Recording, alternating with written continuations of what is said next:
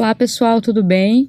Meu nome é Alessandra Siniscalchi, eu sou advogada, professora aqui do setor EAD e vou ministrar para vocês o curso de português para o tão esperado concurso do Tribunal Regional Eleitoral de São Paulo. Acabou de sair o edital, né? Tá saindo do forno agora. E para quem não me conhece ainda, eu vou explicar um pouquinho, né, sobre mim, sobre a minha trajetória. Eu sou advogada, fui funcionária pública, né? Já fui concurseira também.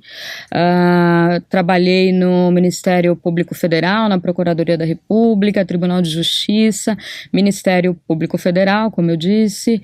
E ao todo eu fui nomeada e empossada em perto de 7 concursos, inclusive do próprio Tribunal Regional Eleitoral, para o qual na época eu não tomei posse porque não era meu interesse, eu estava com alguns outros concursos em vista, enfim, e acabei indo por um outro rumo. Mas falei isso para vocês para contar que eu tenho uma certa experiência, né, com concursos e especialmente com bancas, né, analisar tendências, analisar provas. Estou bastante acostumada a isso. E nesse caso, né, a nossa querida Fundação Carlos Chagas, que é a banca aí responsável por esse concurso do TRE. Então, eu vou ministrar para vocês esse curso de português. Para quem tem facilidade, acha que não tem necessidade, ótimo, muito bacana, você já está aí, né, com um passo à frente, mas eu acho que vale lembrar aí que a FCC e o próprio concurso do TRE ele não é um concurso fácil, né? Então, assim, eu me viro em português. Não dá para se virar. É um concurso que exige bastante, a Fundação Carlos Chagas vai exigir bastante do aluno, do candidato, então é preciso que você tenha, né, todos os pontos do edital, ortografia, acentuação, crase, tudo na ponta da língua. Não toma muito tempo para quem já tem uma certa facilidade, né, é mais rememorar, assim, e afiar, né, as garras aí para poder chegar na hora da prova e até fazer isso com mais rapidez, né? Para quem tem facilidade, você acaba ganhando tempo, respondendo as questões aí de maneira mais rápida. Se você não tem facilidade, aí tem a boa notícia de hoje ser dia 2 de setembro, quando eu estou lançando aqui o edital de português, né, com vocês, e a prova ter sido marcada para o dia 12 de fevereiro de 2017. Então, se você não tem facilidade, pode ter certeza que aí 6 meses de estudo, né, assim, com algumas horas diárias de dedicação, né, eu falo sobre isso aí no vídeo de apresentação do concurso. Aí a gente vai ter que trabalhar o tempo, né, de acordo com a agenda de cada um, mas algumas horas diárias, algum empenho aí na leitura de textos, de periódicos, jornais, enfim, tudo que você puder utilizar como material de leitura, e também na observância, né, de algumas regrinhas que você já pode fazer isso no seu dia a dia, quando você escreve um e-mail, manda uma mensagem por WhatsApp. Eu bato muito nessa tecla, né, que algumas novas regras da língua portuguesa estão surgindo no Facebook, no WhatsApp, por conta da rapidez, né, porque às vezes você está digitando, dirigindo, não faça isso, mas enfim, pode acontecer. Você tá digitando ali na fila, né, da padaria, tal, e tá com pressa, e aí acaba comendo algumas letras, algumas regras, vírgulas, crases, e isso é muito importante, isso acaba virando uma regra para você. Você acaba tornando aquilo, né, como você se acostuma visualmente aí a ver aquela escrita, acostuma a ler textos de blogs, de Facebook, que pecam por esse lado, né? Não que a pessoa não saiba escrever, às vezes ela sabe, mas por conta da rapidez mesmo, do imediatismo, ela acaba resumindo aí algumas coisas que não podem ser feitas. Então, eu sempre aconselho, né? Cuidado com o material que você lê. Eu acompanho o blog do fulano, eu acompanho a página do cicrano mesmo, tá? Ele é muito bom na sua profissão, ele pode ser um excelente profissional, mas às vezes ele come bola no português e você acaba entrando na onda dele, sem querer querendo, né? Então, atente-se a isso. Umas lembranças aí que eu gosto de fazer, né, antes de iniciar o curso de português. A prova de vocês também para quem vai fazer analista judiciário, né, da área judiciária, da área administrativa, técnico, vocês têm redação. Então, a matéria português, né, o estudo dessas regras também vai te ser bastante útil na hora de escrever uma redação, que eu sei que é um monstro aí para muita gente. Então, relembrar aí conectivos, né, termos conclusivos, assim, diante do exposto, né, isso facilita bastante o uso da crase, né, a grafia das palavras também, para não comer bola também na hora de escrever G com J, né, aquelas coisas. E para quem não faz redação, para as outras especialidades, tem estudo de caso, né, tem questões aí discursivas que funciona também aí da mesma forma, né? O edital coloca isso como um pré-requisito, né, que a análise dos textos também na parte da língua portuguesa, ela é feita, né, então você pode ter certeza que erros de português são descontados, tanto da redação quanto da prova da questão discursiva, do estudo de caso. Então, aí trabalhando, né, a matéria também, a língua portuguesa, vai ajudar vocês a redigirem, né, os textos, porque as questões também são textos, né, não são questões de 2 linhas, com mais tranquilidade, com mais facilidade e com mais segurança, né, isso é bastante importante. Não se ater apenas ao tema, lógico, né, você tem que estar estrito ao tema, mas também a língua portuguesa aí, que para você não perder ponto. Ok. Dito isso, a gente vai começar agora a trabalhar os pontos do edital, aí, conhecimentos gerais para todos os cargos, áreas, especialidades, gramática e interpretação de texto da língua portuguesa.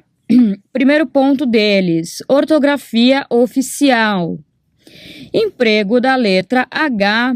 Poxa, professora, mas eu sei escrever, eu sei que hoje tem H, mas eu não sei de onde vem essa moda, se realmente ela vem da internet, né? Tá surgindo aí uma expressão aí que ela é dita, né, e é escrita dessa forma: haver. Haver do verbo haver? Não. Tem haver. Estudar para concurso tem tudo a ver comigo, e não é esse haver, né? É haver. E não só isso, né? Essa é a expressão que me ocorre aqui, que eu vejo esse erro aí com bastante frequência. Mas a grafia de palavras, né? Tem gente que até hoje escreve ontem com H, não sei por que motivo, né? A pessoa aprendeu um dado momento da vida que ontem era com H e ela continua escrevendo ontem com H. Tá errado.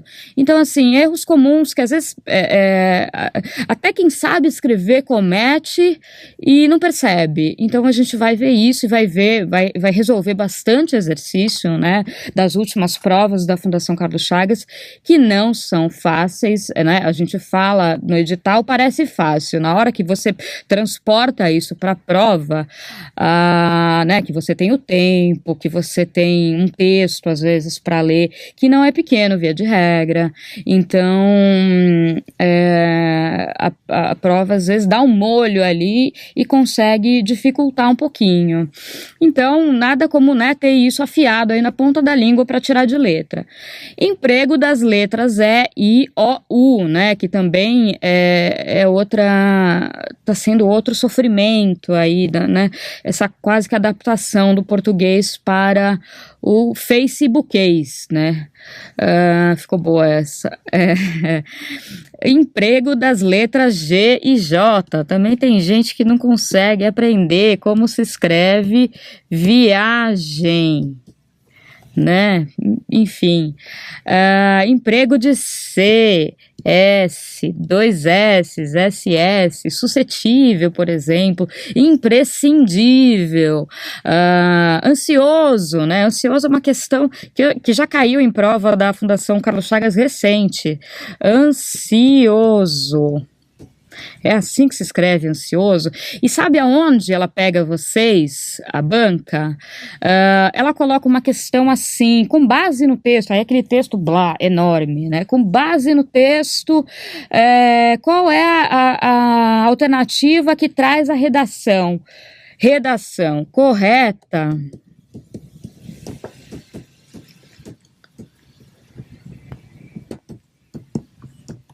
E clara. Eu estou aproveitando esse edital aqui de português para fazer um apanhado aí geral, né, dar um panorama geral da prova de português. Aí ela fala redação correta e clara. Aí você se atém ao clara, porque você está preocupado se ela tem a ver com o texto, embora o enunciado não tenha dito que tem que ser em consonância com o texto, não. Mas como tem um texto ali, a gente fica com aquilo na cabeça, natural, normal aí para todo mundo. Mas tudo bem, eu vou trabalhar isso mais nas questões. E aí você esquece a redação correta. E aí lá no meio, né, aquelas alternativas que cada uma, né, tem 15 linhas. E aí lá no meio tem um ansioso perdido com C, e você está atento ali para a redação clara e pensando se aquilo tem a ver com o texto e não reparou. Você sabe escrever a palavra, mas você não reparou. Então, o curso é interessante para isso. Assim, como a gente bate nessas questões e, né, você acaba ficando com isso na cabeça, assim, bem fresquinho, você tira de letra essa pegadinha, porque isso é uma pegadinha, uma sacanagem da banca com relação a essas situações, né, de camuflar uma palavrinha ali escrita errado ou acentuada de forma errada. Ok, marcar aqui, né, que tá errado, porque senão é capaz de acharem que, nossa, a professora de português não sabe escrever ansioso. Emprego do S e do Z também, do X e do CH, tem gente aqui que acha até hoje que CH se escreve com X, ditongos e hiatos e homônimos. Então, não eu só desmembrei, né, esse primeiro item aí do edital, ortografia oficial aí nos principais pontos aí que a banca pede, mas não é um tema assim complicado nem tão extenso, ok? Passando para o próximo, acentuação gráfica. Lembrar aí as regrinhas das proparoxítonas, paroxítonas e oxítonas. Nada muito difícil também. Monossílabos, ditongos e hiatos. E o acento diferencial. O acento diferencial, ele praticamente caiu aí com a nova, com a reforma aí da língua portuguesa, né? Mais algumas palavras e conjugações verbais também, né? Gênero, número do verbo, ainda conservam o acento. Por exemplo, o verbo ter, na terceira pessoa do plural, ele conserva o acento circunflexo. Eles têm. Então, esse é um acento diferencial. E da mesma forma acontece com todos os verbos que se comportam como o verbo ter. A gente vai ver isso. Terceiro ponto, flexão nominal e verbal. gênero, número e grau aí dos nomes, substantivos, adjetivos, modo, tempo, número e pessoa dos verbos. Próximo ponto, pronomes, emprego, formas de tratamento e colocação. Pronomes pessoais, retos e oblíquos, de tratamento possessivo, indefinido, demonstrativo, interrogativo e relativo. Pronome que aí, né, não vou falar um por um, isso a gente vai estudar com calma. E colocação pronominal, que é bastante importante, isso é cobrado em prova, né? Vocês vão ter aí de 10 a 15 questões, talvez, de português. A gente tenta adivinhar, mas é impossível, né? São 20 questões de conhecimentos gerais. Então, português com certeza vai ser uma prova caprichada. E casos de próclise, ênclise e mesóclise também, com certeza, serão cobrados, né? Quando ele pode até trazer um texto, mas aí ele reescreve, né? A banca, o examinador reescreve um trecho do texto e coloca um pronome ali deslocado, né? Você tem uma partícula, um trecho atrativo daquele pronome, ele coloca deslocado. E, enfim, se você não souber as regras que são fáceis, próclise, ênclise e mesóclise, você acaba aí rodando, né? Numa questão. 10 a 15 questões, a gente não pode se dar o luxo de errar. E até porque não é uma matéria difícil, é uma matéria que exige dedicação, como todas, né? Português talvez é um pouco mais, até porque é bastante subjetiva a matéria. Mas não dá para se basear apenas em regras, mas tendo em vista o tempo que a gente tem pela frente aí para trabalhar, no final a gente consegue fazer uma parte apenas de resolução de questões e também de resolução de provas anteriores, que é outra coisa que faz parte do programa também, é muito bacana. Vocês conseguem fazer uma boa prova e ter um número de acerto aí bem legal. Próximo ponto, advérbios, né, que são os termos aí que modificam o verbo. Classificação dos advérbios e as locuções adverbiais aí. Isso é importante também, essa questão pontual da gramática, para a questão maior da Fundação Carlos Chagas, que é a interpretação de texto, que é onde ela sempre pega os candidatos. Sexto tópico, conjunções coordenativas e subordinativas, também importante quando formos estudar aí período composto. Aditivas, adversativas, alternativas, explicativas e conclusivas, no caso das coordenativas, e causais, comparativas, concessivas, condicionais, conformativas, consecutivas, finais, proporcionais, temporais e integrantes, no caso das subordinativas. Professor, é muita coisa, eu não vou fazer o curso porque eu não vou lembrar disso nunca na hora da prova. Você vai lembrar na hora que a gente estiver estudando, pode ter certeza que muita coisa vai vir aí à sua memória do aprendizado que você já teve, né, no seu ensino médio, ensino fundamental. Se não teve, né, se teve um ensino médio ou fundamental que foi ali empurrado com a barriga, né, você realmente não tinha interesse na matéria, a gente vê de uma forma bem didática para concurso. Você não vai aprender português, né, esses pontos, como se você fosse um acadêmico de letras. Então, a gente vê os pontos aí que são cobrados nos concursos. E como vai aí tudo, né, na mesma toada, né, a gente acaba fazendo muito sentido e acaba indo de uma forma até rápida, né, fluida. Próximo ponto, emprego de tempos e modos verbais. Tempos, presente, pretérito e futuro. e modos verbais indicativo, subjuntivo, imperativo, particípio e o nosso querido gerúndio, né? Gerundismos. Quando que a gente pode usar o gerúndio? A gente ainda pode usar o gerúndio ou a gente só usa gerúndio? Estaremos fazendo, pesquisando, enfim, naquela frase, aquela colocação que tem 5 gerúndios, um em seguida do outro. Não está correto, né? Mas a prova da Fundação Carlos Chagas parece, né, a banca parece que descobriu ultimamente o modo aí subjuntivo. Ela tem feito bastante uso do subjuntivo, que é, né, que ele dá a ideia de hipótese. A gente vai trabalhar isso também, não é difícil. Próximo tópico, vozes do verbo, voz ativa, voz passiva e a voz reflexiva.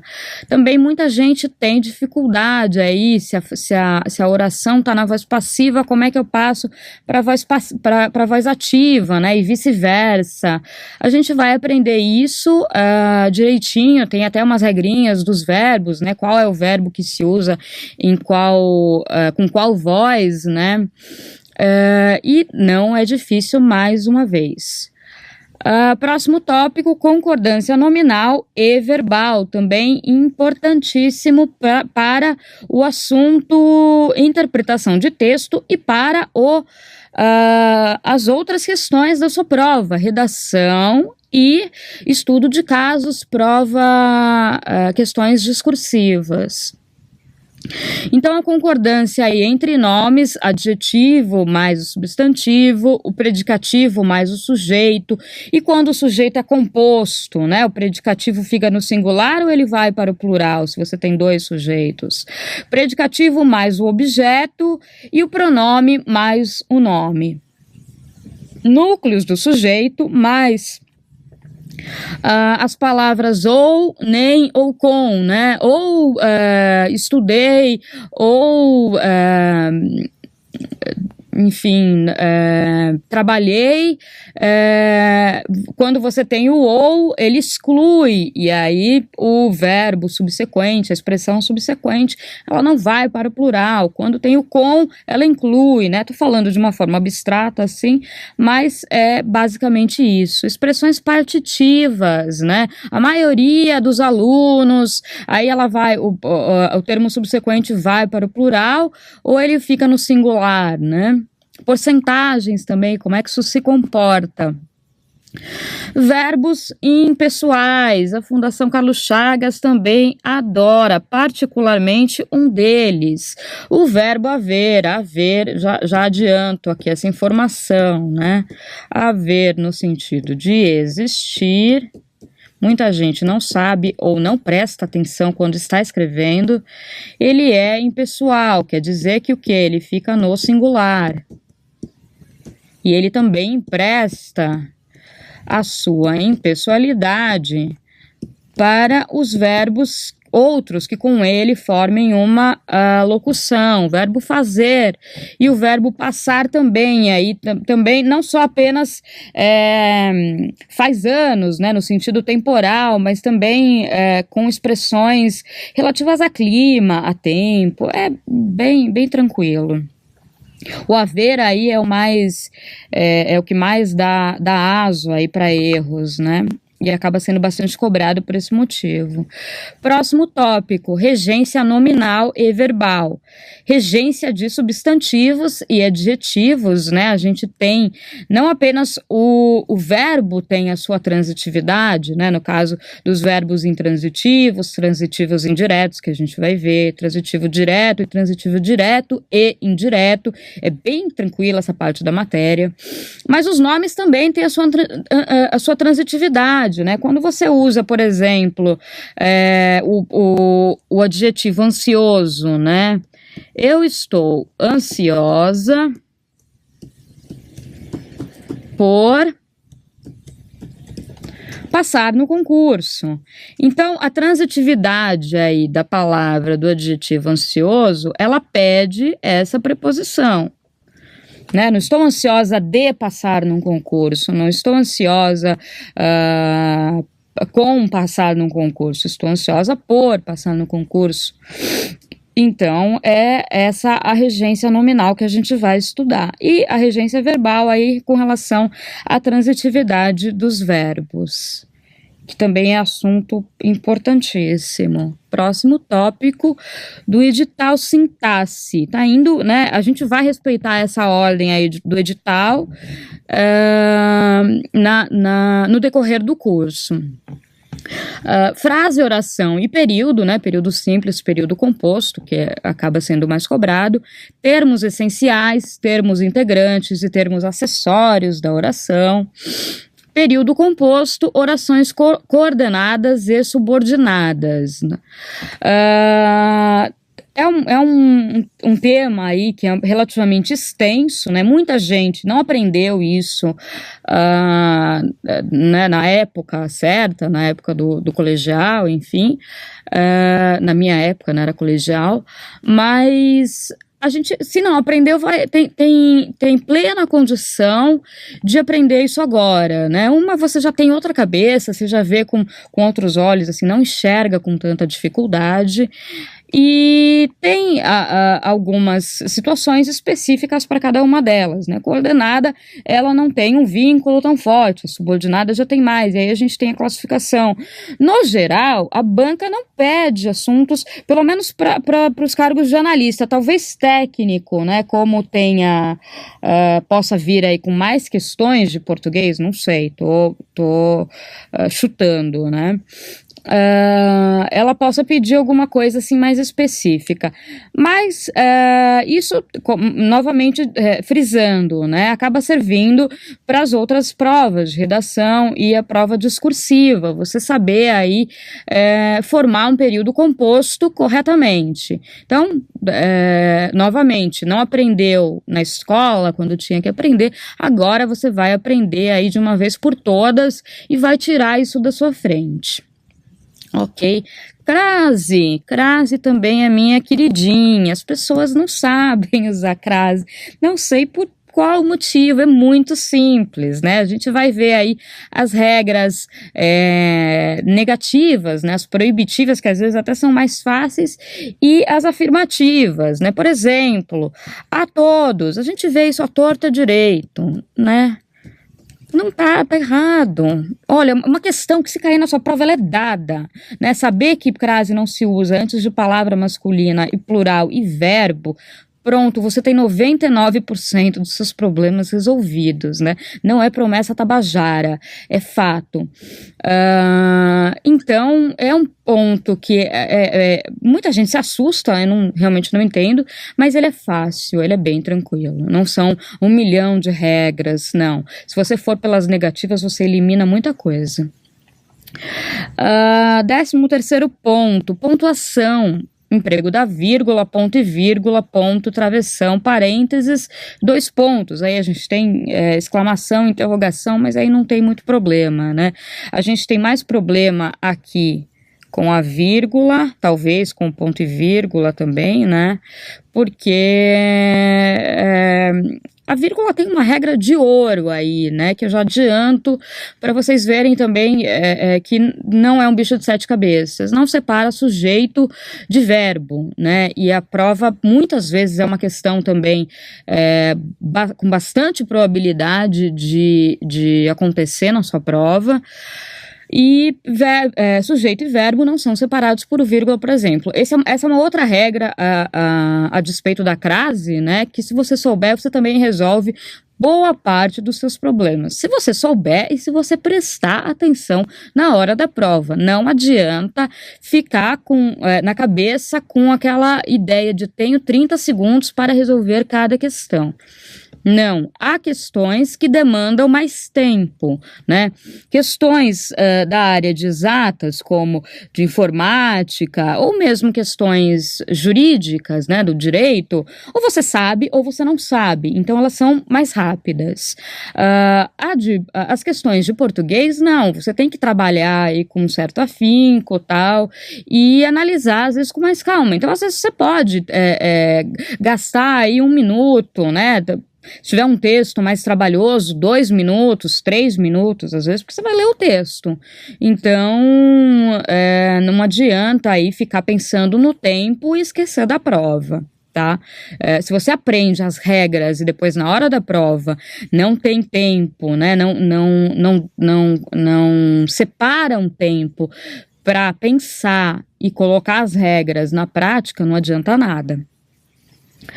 E o último ponto aí do edital, a redação, né? Não só a redação, que é a redação que você vai ter que fazer aí se for a sua opção de cargo, mas a redação no geral, né, do texto que você vai ler, confronto e reconhecimento de frases corretas e incorretas. A Fundação Carlos Chagas faz isso o tempo todo, traz frases construídas aí de maneira equivocada e pede para o aluno marcar aquela que tiver corretamente construída, né.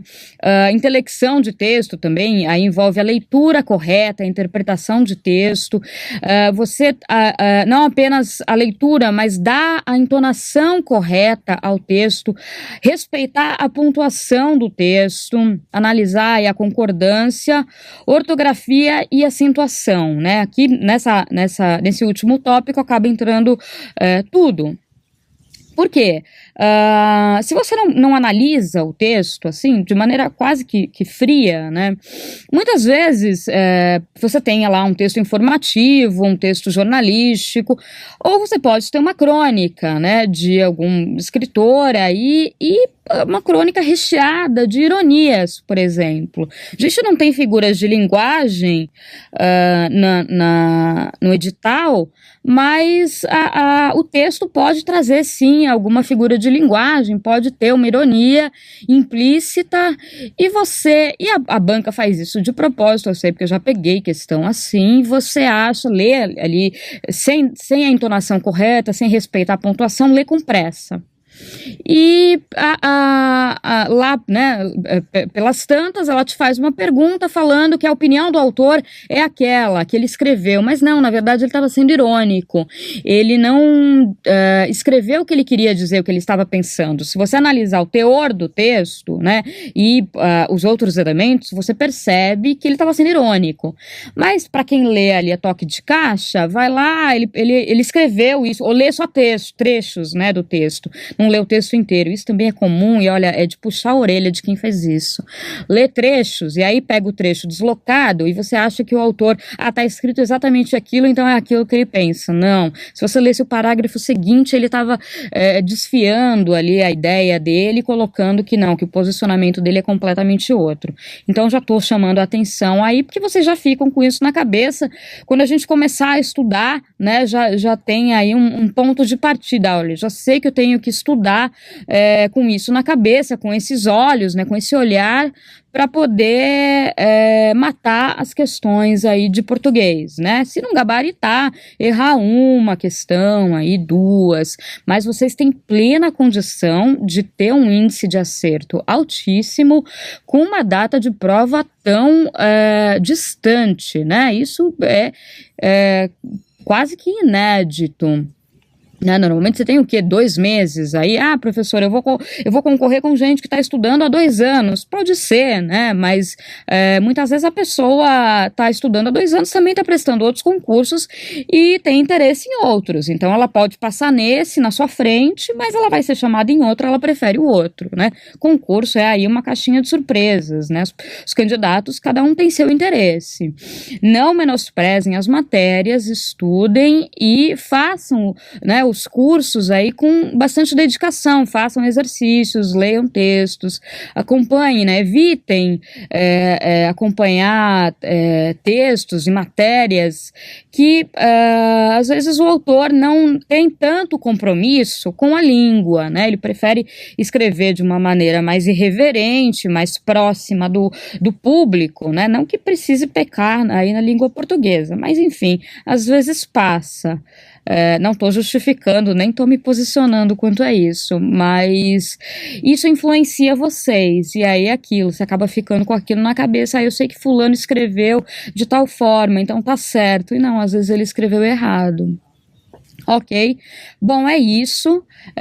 Bom início de estudo para vocês, ou bom desenvolvimento aí dos estudos para quem já começou. A gente tem, como eu disse, um tempo bacana aí para trabalhar. Vamos trabalhar todos esses pontos, dá tempo para fazer tudo com tranquilidade. Vocês têm o fórum do aluno para entrar, né, para debater, para tirar dúvidas, não precisa se identificar. Quem quiser faz a matrícula lá no setor EAD e tiver dúvidas pode entrar no fórum, não coloca o nome. A sua dúvida pode ter certeza que ela não é banal, a sua dúvida é a dúvida de outro milhão de candidatos aí, porque um concurso dessa magnitude, ele vai ter bastante concorrente.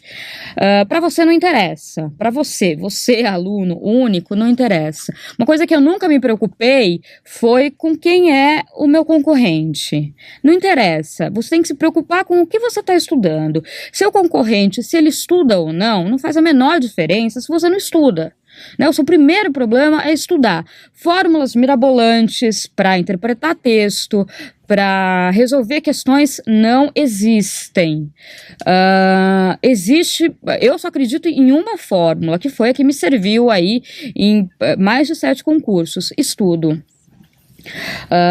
Então, eu fico um pouco receosa, assim, quando eu vejo algumas coisas por aí de fórmulas mágicas, né, ou rápidas, assim. Não. Você tem o tempo que você aprende aqui com a gente e você tem o seu tempo particular aí de estudo, que é você com você mesmo, que é o seu tempo de introspecção, que é aí que você mais aprende, ok? Bom, eu fico por aqui. Depois eu vou deixar meu e-mail de contato também para quem já tiver perguntas ou quiser fazer alguma ponderação aí sobre o edital, tiver alguma dúvida. E é isso, pessoal. Bom início de estudos.